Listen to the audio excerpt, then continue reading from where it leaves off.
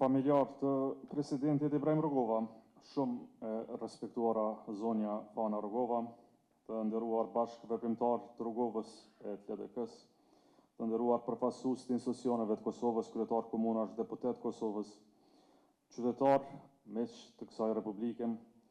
Nuk jemi mbledhur sot për shënuar vetëm një datë zakonshme, jemi mbledhur për dëshmuar një themel, themelin identitar shtetit tonë, themelin që e vuri ati themeltari i Republikës, presidenti historik Dr. Ibrahim Rugova. 20 vjet pas ndarjes së tij nga jeta, ne nuk flasim për një figurë të mbyllur në kohë, por për një mendim që vazhdon të na gjykoj, na mas dhe të na kërkoj lartësi. Dhe dua të them qysh fillim, është jashtëzakonisht e vështirë të mbash një fjalim për Rugovën.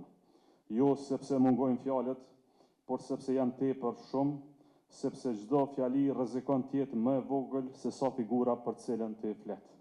Sepse çdo përpjekje për ta përmbledhur jetën e tij rrezikon ta zvogëlojë një figurë që të çndron si dritë prirjeje.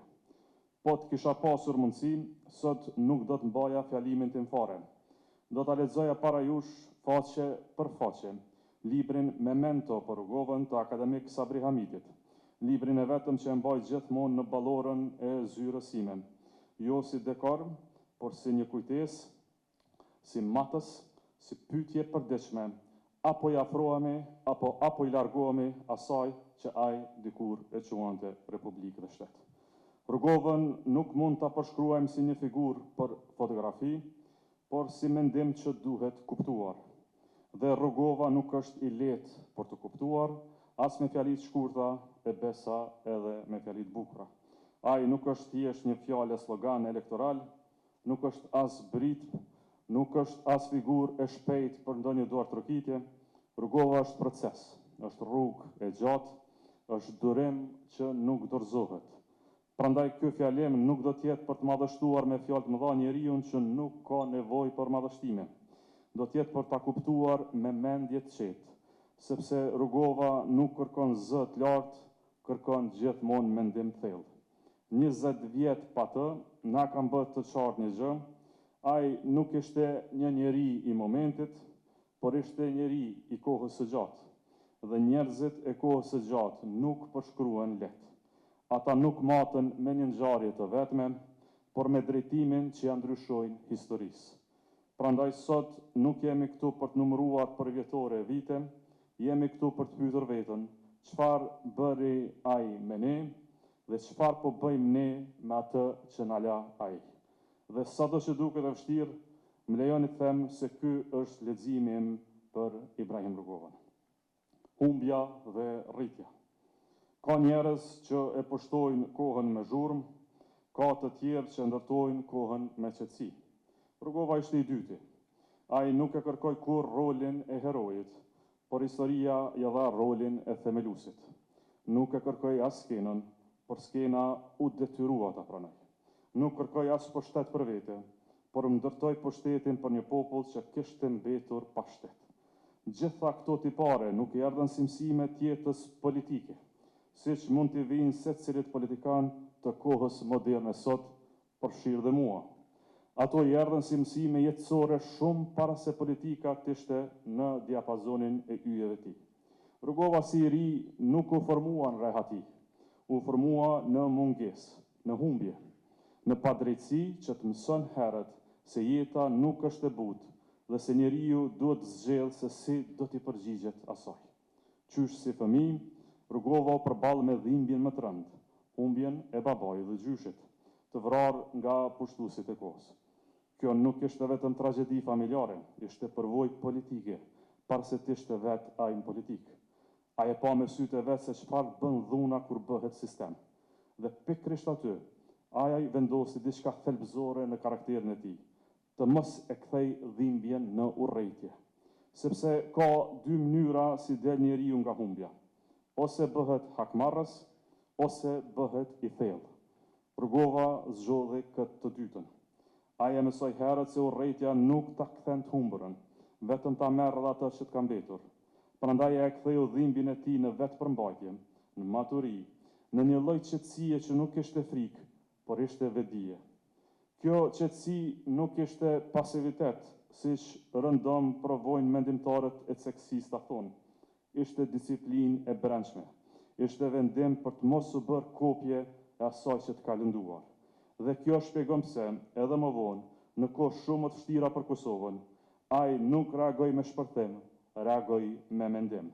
Rugova kuptoi herët se njeriu që nuk e sëndon dhimbjen e vet, nuk mund ta sëndoj as fjalën e vet. Dhe ai e sëndoi fjalën. Nuk e përdori për të ndezur, por për të ndërtuar diçka. Nuk e përdori për të ndarë, por për të bërë bashkë gjithçka. Kjo përvojë e hershme e bëri durueshëm, por jo durim dobët që pret pa vepruar, durim të fortë që vepron pa u shpërthyruar. Ai mësoi të pres pa u nënshtruar, të rezistoj pa u egërsuar, që ndroj pa u shëndruar në atë që lufton. Dhe ky durim që dukej si qetësi personale më vonë u kthye në filozofi politike. Kur erdhën vitet më të rënda për Kosovën, ai nuk u befasua nga dhuna. Ai e njehte atë që nga fëmijëria, por zgjodhi të mos i ngjajë asaj. Zgjodhi ta mund jo me përngjarje, por me kundërshtim moral. Kështu, jeta e tij e hershme nuk ishte thjesht kapitull biografie, cilën e lexojmë sot. Ishte shkolla e parë politike e tij. Aty u mësua durimi, u mësua vetëpërmbajtja, u mësua ideja se liria nuk fitohet duke u bërë i ngjashëm me shtypsin, por duke u bërë i ndryshëm prej tij. Dhe kjo është arsyeja pse, kur më vonë u bë lider i një populli të tërë, ai nuk foli si i plagosur, por foli si i përgjithshëm. Nuk veproi si i zemëruar, por si i qartë. Nuk u soll as si viktim, por si themelues. Sepse ai kishte kaluar më parë provën më të vështirë, provën e dhimbjes personale, dhe kishte kaluar pa humbur njeriu e mirë brenda vetes. Lindja e intelektualit. Pas dhimbjes erdhi fjala, pas përvojës së humbjes erdhi nevoja për kuptim. Rugova nuk e kërkoi vetën në zhurmë, por në mendim. Ai u kthye nga libri jo për të fshirë nga bota, por për ta kuptuar atë më mirë. Formimi i tij intelektual nuk ishte arratistje nga realiteti, ishte përgatitje për atë fatin e madh të shtetit që priste përpara. Ai u formua në botën e letërsisë, të kritikës, të gjuhës. Aty mësoi se si ndërtohen kuptimet, si mbrohet identiteti përmes kulturës, si ruhet dinjiteti përmes fjalës. Letërsia për të nuk ishte luks, por armë e butë, armë që mbron pa lënduar. Ai kuptoi herët se populli që humb gjuhën dhe kulturën humb më shpejt se ai që humb betejën. Prandaj ai punoi në fushën e letërsisë jo si estetik, por si rojtar i vetdijes kombëtare. Çdo sondim, çdo studim, çdo shkrim i tij ishte mënyrë për të thënë botës: ky popull im ka zëm, ka histori, ka mendim. Na shihni, na pranoni. Në studimet e tij për letërsinë shqiptare, për simbolikën, për rrjedhat kulturore, ai kërkonte më shumë se estetik. Kërkonte prova se ky popull pra ka vazhdimsi, se nuk është rastësi historike, por është subjekt i historisë.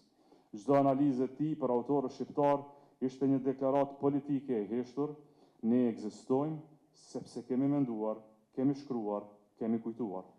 Studimet jashtë vendit nuk ja larguan rrënjët, ja forcuan ato. Ai u përball me mendimin evropian, me traditën e kritikës moderne, me idenë se kultura është vetë themeli i shtetit. Dhe aty ai kuptoi diçka shumë thelbësore për fatin tonë. Se kombet nuk ndërtohen vetëm me forcë, por me ide që i bëjnë të dukshme dhe të kuptueshme edhe për të tjerët. Dhe kur fjala nuk mjaftoi më për të mbrojtur jetën, ai kuptoi se mendimi duhet marrë formë veprimi.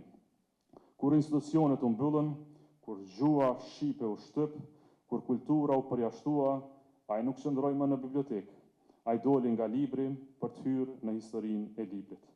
Kalimi i tij në politik nuk ishte ndërrim profesional, ishte vazhdim logjik i asaj që kishte bërë gjithmonë, mbrojtja e identitetit. Në letërsi e mbronte me shkrim, në politik me organizim. Në kritik e mbronte me ide, në udhëheqje me institucione.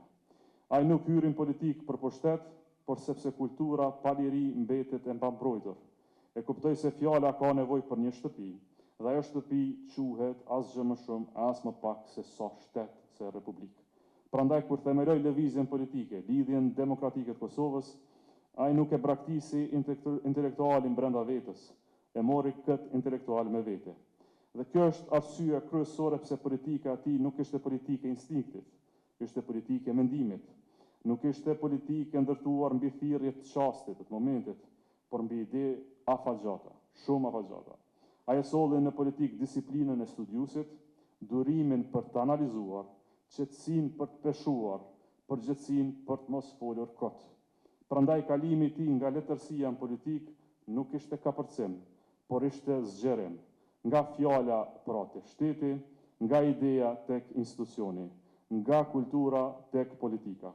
Dhe në të gjitha këto, ai mbeti i njëjti, njeri që beson se pa mendim thellë nuk ka as veprim të drejtë. Rezistenca. Pra, Rugova nuk e la jetën e intelektualit sepse u lodh prej saj. E la sepse ajo nuk mjaftonte më për ta mbrojtur jetën e popullit vet. Në të vërtetë, ai nuk e la intelektualin pas, e vuri siç thash dhe në shërbim. E kuptoi se në një kohë normale do të kishte vazhduar të ishte studius, kritik e mendimtar, por koha nuk ishte normale. Dhe kur koha nuk është normale, edhe njeriu nuk ka të drejtë jetojë normalisht. Prandaj ai e pranoi politikën jo si ambicie, por si detyrë, jo si karrierë, por si sakrificë. E la qetësinë personale për të marrë mbi vete shqetësimin e të gjithëve neve.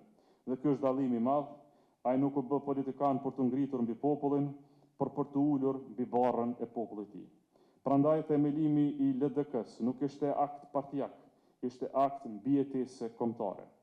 Ajo bë shtëpia ku mblodh diniteti një populli të përjashtuar nga institucionet e jeta, nga shkolla, nga spitalet, nga puna. LDK-ja e Rrugovës u bë institucioni i parë i lirisë son para se të kishim liri, para se të kishim shtet. Ai e dinte se një popull pa institucione është popull në rrezik. Prandaj i ndërtoi ato. Shkollat në shtëpi private nuk kishin thjesht mësim, ishin në akt politik. Spitalet improvizuara nuk ishin vetëm shërbim, ishin deklarat se ne nuk dorëzohemi. Organizimi paralel nuk ishte rebelim, ishte përgjithësi. Dhe kjo është filozofia e Rrugovës. Ai dha popullit tonë një rol të ri, rolin e palës morale, në një botë që vendos shpesh mbi bazën e vlerave. Kjo është arsyeja pse bota e dëgjoi Kosovën. Jo sepse ishim të zhurshëm, por sepse ishim të drejtë. Jo sepse i kërcënuam ata, por sepse dëshmuam. Rrugova e kuptoi se në politikën ndërkombëtare, forca më e madhe është legitimiteti moral. Dhe ai ndërtoi atë me durim, me takime, me letra, me fjalë të qeta, me këmbgulje të palëkundur.